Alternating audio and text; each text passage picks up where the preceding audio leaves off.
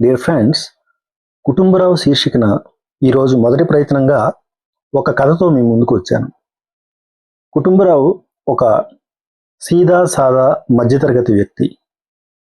అతని family background ఏదైనా, అతని పరిస్థితి ఎలా ఉన్నా, ఏ సమయంలోనైనా ఎక్కడైనా అతడు ఒకేలా ఒడిదుడుకులు లేని వాడిలా లోపలి భావాలను పైకి కనబడనీయకుండా వ్యవహారాలు నడిపే వ్యక్తి.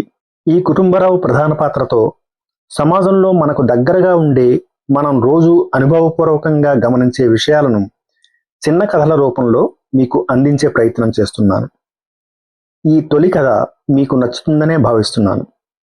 ఈ చిన్న కథ చివరి వరకు విని మీకు నచ్చితే లైక్ చేయండి, షేర్ చేయండి. ఇక కథలోకి వెళదాం. కుటుంబరావుకి ఉన్నపలంగా తన ఆరోగ్యం మీద సందేహం వచ్చింది.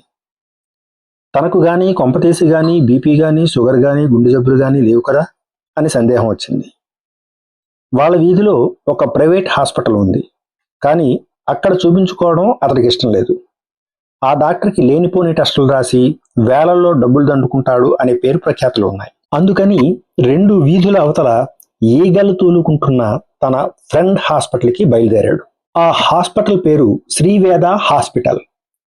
హాస్పిటల్లో అడుగు పెట్టగానే బయట కుర్చీలో కూర్చొని పేపర్ చదువుకుంటున్న కాంపౌండర్ లేచి నిల్చొని నమస్కారం పెట్టాడు.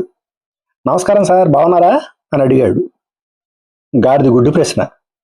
బాగుంటే హాస్పిటల్కి ఎందుకు వస్తానయ్యా, మీ డాక్టర్ ఉన్నాడా అని అడిగాడు. అతను నాకు డాక్టర్ కాదు సార్, బాస్ అన్నాడు కాంపౌండర్.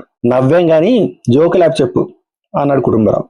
లోపల ఖాళీగా కూర్చొని ఈ వారంలో కలెక్షను ఖర్చు లెక్క వేసుకుంటున్నాడు సార్, వెళ్ళండి అన్నాడు. కుటుంబరావు నెమ్మదిగా డాక్టర్ బ్రాహ్మీ రూమ్లోకి తొంగి చూసి రావచ్చా అని అడిగాడు.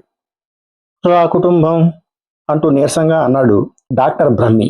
ఏంటి, ఏమైంది, ఎందుకు అలా ఉన్నావు అని అడిగాడు కుటుంబరావు ఆశ్చర్యపోతూ. ఇదిగో ఇలా ఈగలు తోలుకుంటున్నాను. పేషెంట్లకి కార్పొరేట్ హాస్పిటల్స్ మీద నమ్మకం ఎక్కువైపోయి నాలాంటి చిన్న డాక్టర్లను సంప్రదించడం మానేశారా అన్నాడు బాధగా. అసలు నేను ఎంబీబీఎస్ చదివే తప్పు చేశాను అన్నాడు తన మీద తానే జాలిపడుతూ. వస్తారులేరా, కాలం ఎప్పుడూ ఒకేలా ఉండదు కదా అన్నాడు కుటుంబరావు ఓదారుస్తూ. ఒక్కసారి ఆ రోడ్డుకి అటువైపు చూడు, సాయి జ్యోతిష్యాలయం. దాని ఓనరు గణపతి శాస్త్రి. వాడు నేను 10th క్లాస్ వరకు క్లాస్మేట్స్. వాడికి చదువు అబ్బక అక్కడితో ఆపేశాడు. నేను ఎంబీబీఎస్ చదివి డాక్టర్ని అయ్యానని గర్వంగా చెప్పుకుంటున్నాను. వాడు చదువు ఆపేసి హస్త సాముద్రికం, న్యూమరాలజీ, జ్యోతిషం, వాస్తు పుస్తకాలు తిరగేసి ఇదిగో ఈ సాయి జ్యోతిషాలయం దుకాణం తెరిచాడు. వాడి ఆఫీస్కి జనం క్యూ కడుతున్నారు. పైగా అపాయింట్మెంట్ లేనిదే జాతకం చెప్పబడదు అని హెచ్చరిక బోర్డు కూడా తగిలించాడు అన్నాడు బ్రహ్మి ఉక్రోషంతో. కుటుంబరావు వాడి వైపు జాలిగా చూశాడు. నిజమేరా, వాడి కన్సల్టేషన్ ఫీజు 500. శాంతులు, పూజలు, జపాల పేరుతో 50,000 వరకు గుంజేస్తాడు సుమా అన్నాడు. నా కన్సల్టేషన్ ఫీజు 300. కమిషన్ల కోసం ఈ మధ్య టెస్టులు, మందులు ఎక్కువ రాస్తున్నానని పేషెంట్లు రావడం తగ్గించేశారు అన్నాడు బ్రహ్మి ఏడుపు ముఖంతో. జనానికి వైద్య శాస్త్రం మీద కన్నా జ్యోతిష్యం, వాస్తు శాస్త్రాలపైన నమ్మకం ఎక్కువైపోయింది డాక్టరు. డబ్బు సంపాదించడం నీ లక్ష్యం అనుకుంటే నీ ప్రొఫెషన్ పక్కన పెట్టి నా ఉచిత సలహా పాటించు. ఫార్మసీ ఫార్ములానే బట్టి పట్టి చెప్పగలిగిన నీకు ఈ జ్యోతిష్యం నేర్చుకోవడం పెద్ద కష్టమేం కాదు, ఖర్చు కూడా కాదు. అంచేత నేను చెప్పొచ్చేది ఏంటంటే ఆ గణపతి శాస్త్రి గారిని ఫాలో అయిపో. గౌరవానికి గౌరవం, డబ్బుకు డబ్బు రెండూ పెరుగుతాయి. మళ్ళీ నేను వచ్చేసరికి నీ శ్రీవేద క్లినిక్ బోర్డు తిరగబడి శ్రీవేద గణిత జ్యోతిషాలయం అని కనిపించాలి. తప్పకుండా మార్చేస్తారా?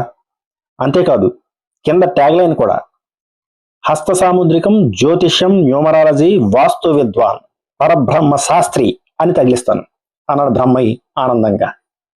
మరొక సలహా, ఈ బిజినెస్ నువ్వు ఆన్లైన్లో కూడా చేయొచ్చు. సోషల్ మీడియాలో పోస్టులు పెట్టి ప్రచారం చేసుకోవచ్చు.